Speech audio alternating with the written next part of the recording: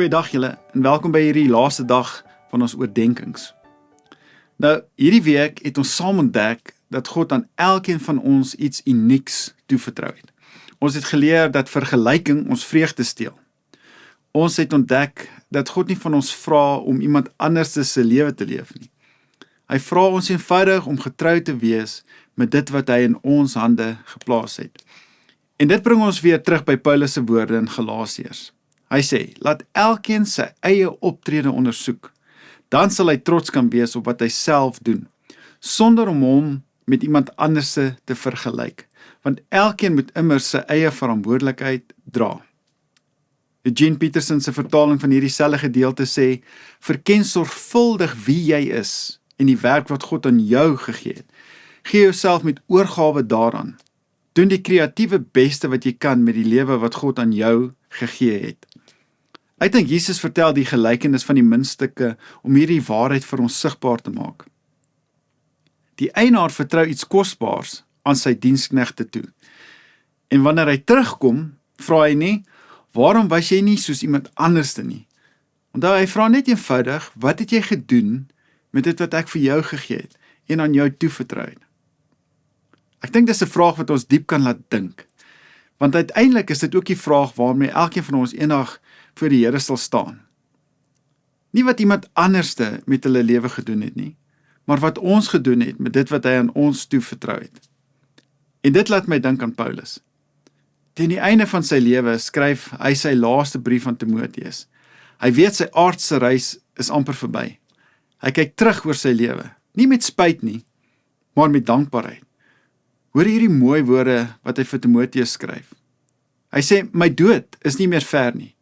Binnekort gaan ek tereggestel word en my lewe vir die Here opoffer. Ek het 'n uitputtende wedloop gehardloop, maar ek het klaar gemaak.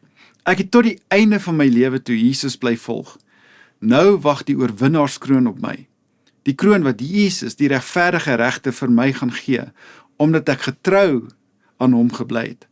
En wanneer hy kom, sal hy die kroon persoonlik aan my oorhandig. En nie net aan my nie, maar ook aan almal wat met groot verlange na sy koms uitgesien het. Is nogal treffend, is dit nie? Paulus sê nie, ek was die suksesvolste apostel nie. En hy sê ook nie, ek het meer bereik as al die ander nie. Hy sê nie, ek was beter as enigiemand anders nie. Hy sê regtig net eenvoudig, ek het getrou gebly. Ek dink dit is waarna God elkeen van ons uitnooi. Nie om beroemd te wees nie, nie om te kompeteer met ander mense nie, nie om jouself voortdurend te probeer bewys nie, maar om regtig net getrou te leef aan die lewe wat hy vir jou gegee het. Want aan die einde van ons lewens gaan dit nie saak maak hoeveel mense ons toejuig nie. Die enigste applaus wat werklik gaan saak maak, is die applaus van Jesus. En dit is die grootste les van hierdie hele herskepreeks.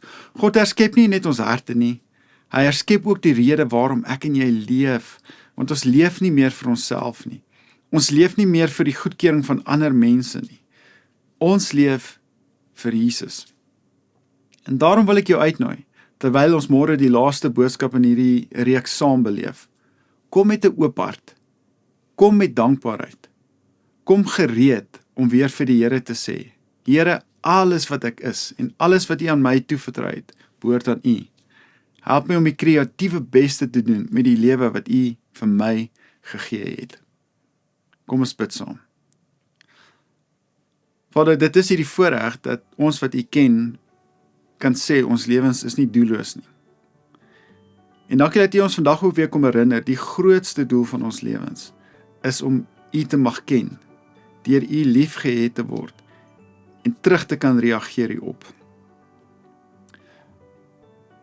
Mag hierdie wonderlike lewe wat U vir elkeen van ons gegee het, mag ons ervaar hoe dit die kreatiwiteit van God losmaak in mense rondom ons. En dit kom vra ek in Jesus se wonderlike naam. Amen. Nou mag elkeen van julle die oorvloedige goedheid en vreugde van die Here ervaar, terwyl jy leef vir die applaus van jou hemelse Vader. En mag jy regtig ontdek hoe God besig is om iets moois deur jou lewe te herskep. Nou namens my, Heinie en die hele beleefspan, Mag julle regtig 'n wonderlike dag hê en ons nooi julle uit om ook deel te neem aan ons erediens môre.